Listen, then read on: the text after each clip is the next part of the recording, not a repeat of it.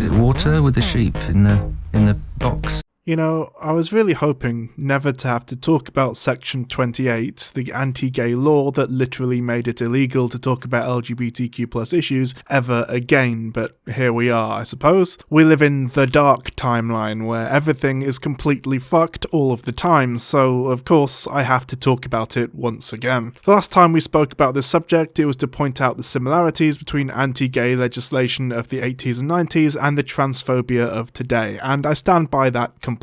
That video is one of my personal favourites and one that I'm still really quite proud of. Sadly, it's gone on to be proven rather uncomfortably prescient, as the UK government has recently made moves to outlaw conversion therapy, but not for trans people. Anyway, the reason I want to talk about Section 28 today is that the Americans have decided to give it a go with their own version of the bill. But first off, what even was Section 28? Well, much like the new bill being introduced over in Florida, it was a series of laws across Britain that prohibited the promotion of homosexuality by local authorities, including, of course, schools, due to a perverse urge to silence and repress the LGBT community. Introduced by Margaret Thatcher's Conservative government, it was in effect from 1988 to 2000 in Scotland and 2004 in England and Wales. It caused many organisations such as lesbian, gay, bisexual and transgender student support groups to close or limit their activities or self-censor or face the hammer of the law. In essence, it made speaking about the existence of LGBTQ+ people and issues, if not technically illegal, then at least functionally so. The law is named after Section 28 of the Local Government Act 1988, which added Section 2A to the Local Government Act 1986. We'll go into the body of Section 28 in a moment. Enacted on 24th of May 1988, the amendment stated that a local authority shall not intentionally promote homosexuality or publish material with the intention of promoting homosexuality or promote the teaching in any maintained school of the acceptability of homosexuality as a pretended family relationship. It was repealed on 21st of June 2000 in Scotland by the Ethical Standards in Public Life Scotland Act 2000, one of the first pieces of legislation enacted by the new Scottish Parliament, and on 18th of November 2003 in England and Wales by Section 122 of the Local Government Act 2003. In short, for 15 years it was literally illegal to talk about the existence and experiences of 10% of people, some of the most oppressed within society, and this wasn't exactly an unpopular position to take either. As we're seeing nowadays with trans issues, the media and the political class was only too happy to openly attack the gays and accuse them of trying to indoctrinate the nation's children, because why not, I guess. In Britain alone, there are at least 1 million men and 1 million women who are homosexual. Now, for some reason, the law takes an entirely different attitude toward the two sexes in this matter. Between women, homosexuality is perfectly legal, but between men it's a crime, rendering the offender liable to several years of imprisonment. There are only half a dozen countries in the world in which it is a crime, but for some reason Britain is one of them. So what's it like then to be a male homosexual in Britain today whose only choice is between a lifetime of complete sexual abstinence or being a criminal? Now, some have disputed the connections between Section 28 and the Florida bill, which makes sense. I mean, Section 28 was infamously brutal, cruel, and widely hated during its time being part of British law, and I doubt that the people trying to resurrect it really want to associate their new bill with something so obviously unpopular and downright evil in the minds of the public. So, is Bill HB 1557, the so-called Don't Say Gay bill, comparable to Section 28? Allow me to present them to you side by side. Bill HB 1557 states, "The bill prohibits classroom instruction on sexual orientation or gender identity in kindergarten through grade 3 or in a manner that is not age appropriate or developmentally appropriate for students. At the beginning of each school year, a school district must notify parents of all healthcare services offered at their student's school and provide parents the opportunity to individually consent to or decline each service. Additionally, schools may not administer a well-being questionnaire or health screening form to a student in kindergarten through grade 3 without first receiving consent from the student's parent. The bill requires each school district to adopt procedures for the parent to notify the principal of concerns regarding the provisions in the bill and the process for resolving concerns within 7 days of the complaint. The bill specifies that if the complaint is not resolved by the school district after an additional 30 days, a parent may request the Commissioner of Education appoint the special magistrate who meets qualifications established in the bill. The special magistrate must recommend a resolution to the State's Board of Education within 30 days. The SBE must approve or reject the recommendation between 7 and 30 days after the recommendation, the school district must pay the costs of the special magistrate. Bring on action against the school district to obtain a declaratory judgment that the school district procedure or practice violates the provision in the bill and seek injunctive relief. A court may award damages and must award reasonable attorney fees and court costs to a parent who receives declaratory or injunctive relief. The bill requires all school district student support service training to adhere to guidelines, standards and frameworks established by the Department of Education or DOE. By June 30th, 2023, the DOE must review and update as necessary all relevant guidelines, standards and frameworks for compliance within the bill. These provisions were approved by the Governor and take effect on July 1st, 2022. And Section 28, prohibition on promoting homosexuality by teaching or by publishing material. 1. A local authority shall not A. Intentionally promote homosexuality or publish material with the intention of promoting homosexuality. B. Promote the teaching in any maintained school of the acceptability of homosexuality as a pretended family relationship. 2. Nothing in subsection 1 above shall be taken to prohibit the doing of anything for the purpose of treating or preventing the spread of disease. 3. In any proceedings in connection with the application of this section, a court shall draw such inferences as the intention of the local authority as may reasonably be drawn from the evidence before it. Press Secretary Christina Pushaw had this to say: "The bill that Liberals inaccurately say 'Don't say gay' bill would be more accurately described as an anti-grooming bill. If you're against the anti-grooming bill, you're probably a groomer, or at least you don't denounce the grooming of 4 to 8-year-old children. Silence is complicity. This is how it works. Democrats, and I don't make the rules." And here's Governor DeSantis describing it, along with a bit about critical race theory in his own words. And we're going to make sure that parents are able to send their kid to kindergarten without having some of this stuff injected into their school curriculum. What it is an attempt to put modern-day leftist ideology into the curriculum. Well, then what's the takeaway from that? I think that they're saying that we need to be a more leftist utopia. At the end of the day, parents should have confidence that if they send their kid to school, they're being educated on the basics and not being polluted with things because somebody has an agenda to try to advance an ideology. Whereas this is what Maggie Thatcher herself had to say on the matter. But it's the plight of individual boys and girls which worries me most. Too often, our children don't get the education they need, the education they deserve. And in the inner cities, where youngsters must have a decent education if they are to have a better future, that opportunity is all too often snatched from them by hard left education authorities and extremist teachers.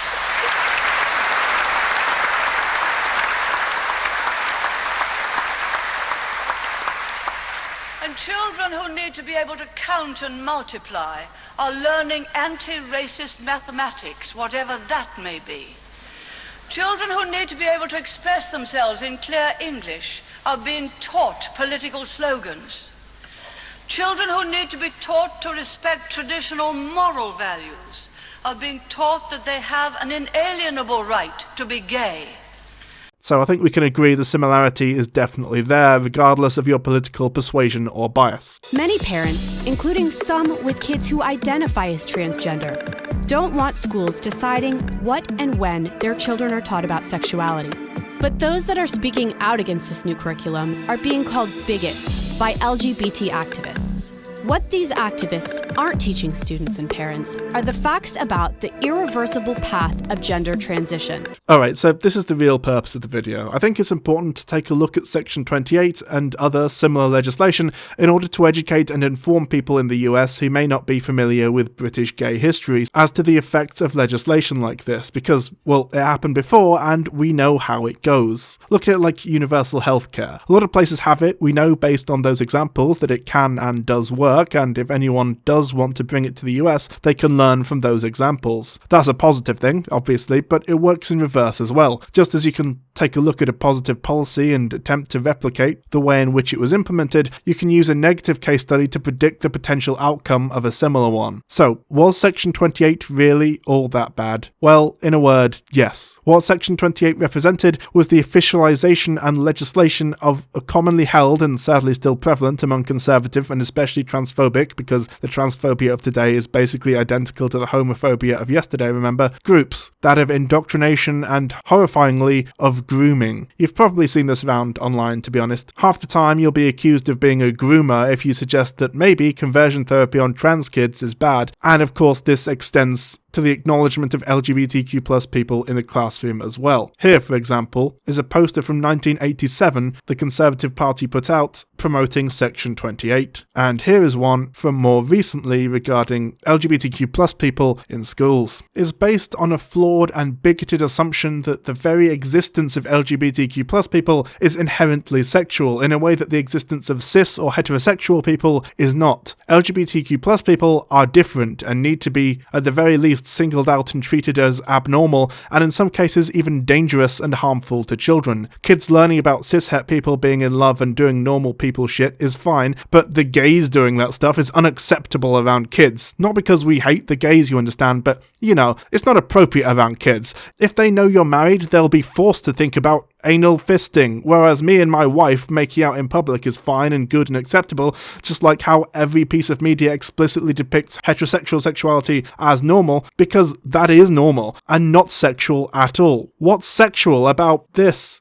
I got a fever and inflammation, that's what I got. You turn the heat on me, so I'm like it hot. Call out the engine, ring up the station, I'm on the spot.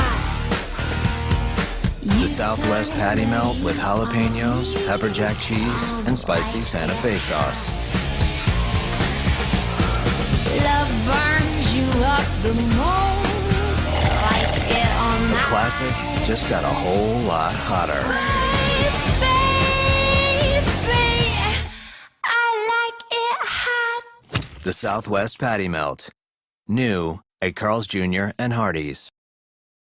The purpose was to force gay kids back into the closet and to make gay adults live in fear of being openly gay, especially around children. Some have called it an attempt at soft genocide, and to be honest, I kinda see where they're coming from. Remember, at the time Section 28 was introduced, homosexuality had only been legal for 20 years after the introduction of the Sexual Offences Act 1967, having been illegalised in 1533 by Henry VIII's Buggery Act, which punished the detestable and abominable vice of buggery committed with mankind or beast, and proclaimed that the offenders being hereof convicted by verdict, confession, or outlawry shall suffer such pains of death and losses and penalties of their good chattels, debts, lands, tenements, and hereditaments as felons do according to the common laws of this realm, and that no person offending in any such offence shall be admitted to his clergy. Although, to be honest, it is speculated that Henry VIII introduced this law specifically to use as an excuse to victimize and attack people who supported a church other than his own, for example priests and monks of the Catholic religion. To conclude this video, rather than a traditional conclusion or summary, allow me to share the experience of a gay teacher who lived through this time to illustrate my point. For me, and thousands like me who went to school during this time and were gay, it meant that we could never be ourselves. We weren't valid in society, we were second-class citizens. Although I didn't really know I was gay until my mid-teens because I didn't have the vocabulary or knowledge to be able to articulate who I was, due to lack of education, I always knew I was different somehow, and I was ashamed. I spent the majority of my childhood feeling different from everyone else and feeling ashamed of who I was. I remember wishing that I could just be normal. Throughout my school life I was bullied at various times, and by the time I reached secondary school I figured it was easier to keep quiet and keep my head down, to try not to stand out and to try and stay away from the majority of my peers who I perceived as threats at the time. I was still met with jeers and taunts regularly. Being called gay as an insult was commonplace and it was accepted. This was life. This was normal. I wasn't. Even after Section 28 had been repealed, it left a legacy. In my second year of teaching, I remember being summoned to the head's office. He had been informed by anxious parents that there were rumours in the playground that I was gay. He stated that he had no problem with this at all, but advised me very firmly to keep my private life and my professional life separate. This issue was then never spoken of again. This was 2011, 8 years after Section 28 had finally been repealed. In retrospect, I'm angry. I'm livid. Throughout my life, I was made to feel as if I were an embarrassment. I was made to feel like I was abnormal, and worst of all, I felt alone. However, I was lucky. I had and still have a very loving and supportive family.